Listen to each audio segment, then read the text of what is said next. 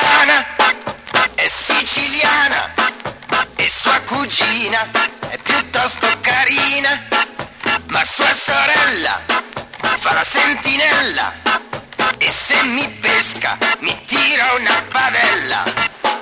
Caterina sa di naftalina, Anna Maria studia zoologia, Elisabetta ha una barbetta e sta facendo un giro in bicicletta.